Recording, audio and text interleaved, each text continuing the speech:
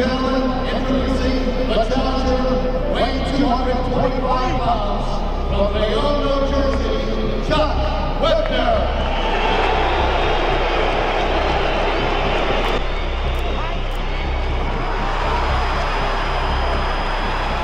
Le 24 mars 1975, un boxeur inconnu du grand public, âgé de 35 ans et vendeur d'alcool dans le New Jersey, est démonté sur le ring du Richfield Coliseum à Cleveland, devant 14 000 spectateurs sceptiques et des commentateurs qui ne le prenaient pas au sérieux.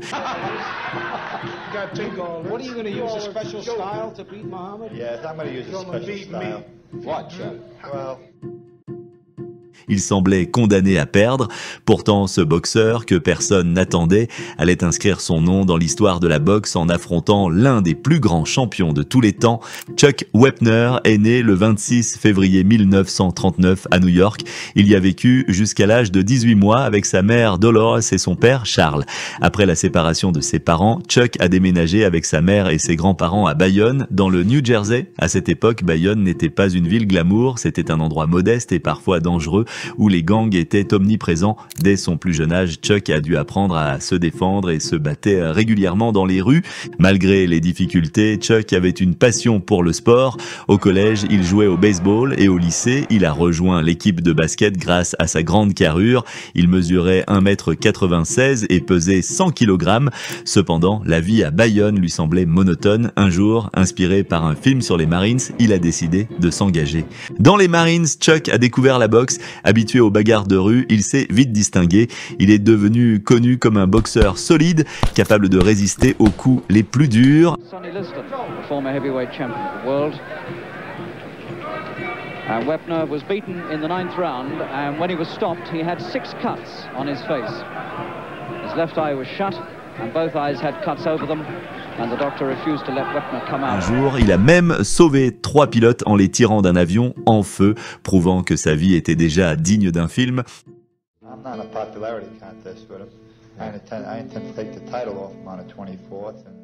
Après avoir quitté les Marines, Chuck s'est lancé dans la boxe amateur et a remporté en 1964 le titre de champion novice des poids lourds de New York.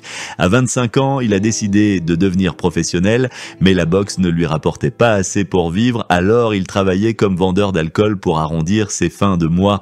Chuck avait un style de combat peu orthodoxe, il n'était pas technique ni élégant, mais il avait une capacité unique, il encaissait les coups comme personne, c'est ainsi qu'il a gagné son surnom de Bayonne Bleeder, le seigneur de Bayonne, car il finissait presque chaque combat ensanglanté, mais debout. From the look of his girth, I would say that he tries his own product occasionally.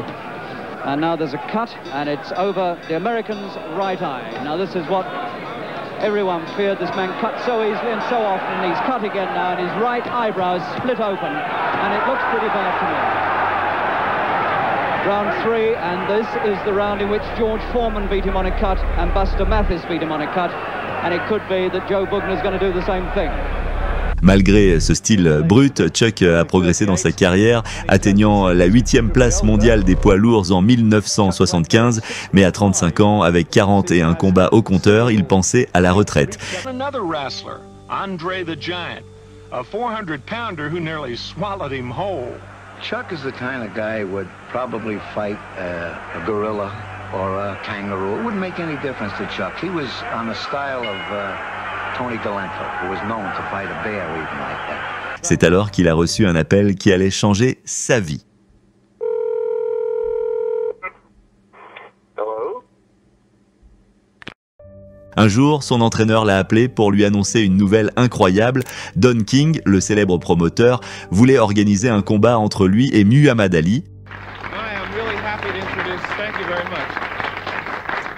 I'm really happy to introduce 2 great fighters right now, and we're going to find out from Chuck Wepner exactly how Sylvester Stallone did contact him. Chuck Wepner is going to be in Rocky 2. He is with us, as well as the great middleweight champion, Rocky Graziano. Let's have a nice welcome for Chuck and Rocky right now. Chuck Wepner, Rocky Graziano. Nice to see you, Chuck. Nice to have you. le champion du monde en titre. Ali cherchait un adversaire et King avait choisi Chuck, pensant qu'un combat entre le légendaire boxeur noir et un blanc attirerait l'attention du public. Pour Chuck, c'était l'opportunité de sa vie. Il s'est entraîné comme jamais, doublant ses séances, améliorant sa condition physique et se préparant mentalement. Pendant ce temps, Ali, sûr de sa victoire, prenait l'entraînement à la légère. Ali ridiculisait même Chuck lors des conférences de presse, mais ce dernier restait déterminé à prouver qu'il méritait sa place sur le ring.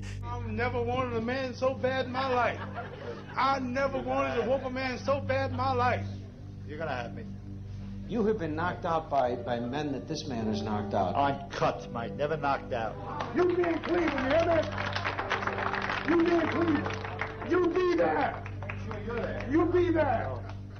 You be there. Tell me what you got. Come on. Ladies and gentlemen, this opponent weighing in tonight at 223 pounds from Cherry Hill, New Jersey, the world heavyweight boxing champion, Muhammad Ali.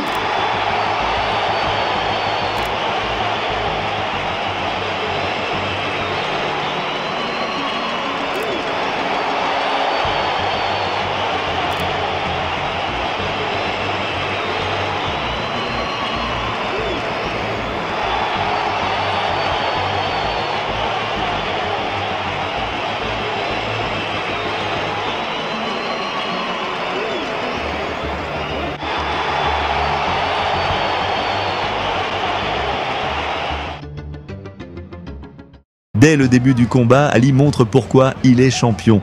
Il danse autour de Chuck, esquive ses coups lourds et place des jabs rapides au visage. Chuck, de son côté, avance sans relâche, absorbant les coups. Il ne montre aucun signe de peur, mais son manque de vitesse et de technique est évident. Le public s'attend à un chaos rapide, mais Chuck reste debout.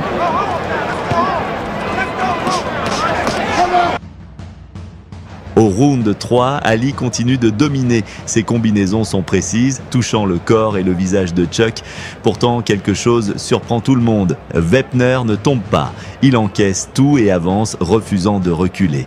Cette ténacité commence à gagner le respect du public qui commence à l'encourager.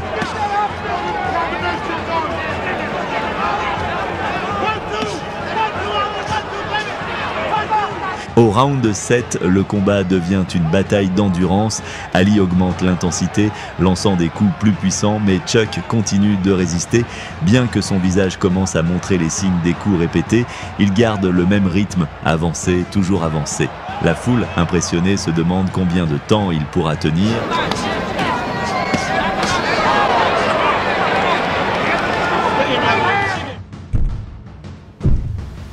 Au round 9, le moment le plus inattendu arrive. Chuck lance un crochet puissant au corps d'Ali. Le champion perd l'équilibre et tombe. Oui, Muhammad Ali est à terre. Le public est en état de choc, puis explose en acclamation. Chuck, le visage en sang, lève les bras, savourant cet instant historique. Mais Ali, vexé, se relève rapidement, plus déterminé que jamais.